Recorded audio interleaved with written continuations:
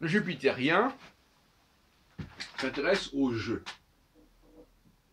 aux règles du jeu. Et les lois, ce ne sont que des règles du jeu.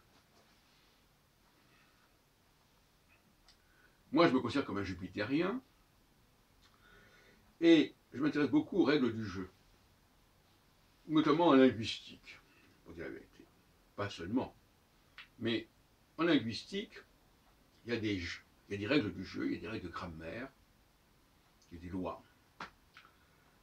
Et parfois, on constate que elles se sont perdues, ces lois, ces codes, ces conventions. Et que le jeu ne se déroule pas correctement. Pourquoi? Parce que les gens ne comprennent pas les règles du jeu, ils les appliquent bêtement par habitude, parce qu'on leur a mis ça dans la tête, mais ils ne les comprennent plus. Et ne plus comprendre les règles du jeu, non pas, ça ne veut pas dire qu'on ne les connaît pas, mais on ne comprend pas leur raison d'être, on ne comprend pas leur logique, c'est assez grave.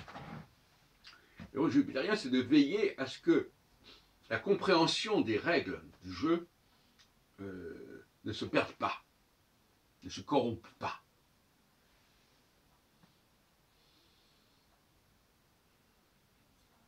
Il y a donc des moments où on voit bien qu'il y a des choses qui ne sont pas, qui se sont perdues, qui sont sorties de la conscience, qui sont sorties de la raison. Dans le mot raison, il y a aussi l'idée de non seulement de la raison, mais aussi de la cause. Quelle est la raison de ceci ou de cela? Et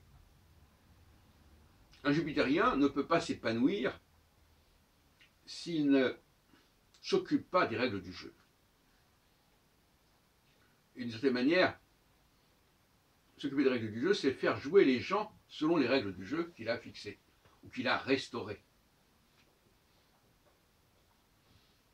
C'est pour ça que le jupitérien est rétif à ce qu'on lui impose des règles du jeu.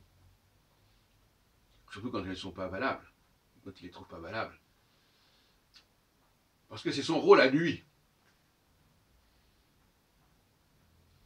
Dans ce sens-là, paradoxalement, les gens qui aiment bien exercer l'autorité ne supportent pas l'autorité d'autrui.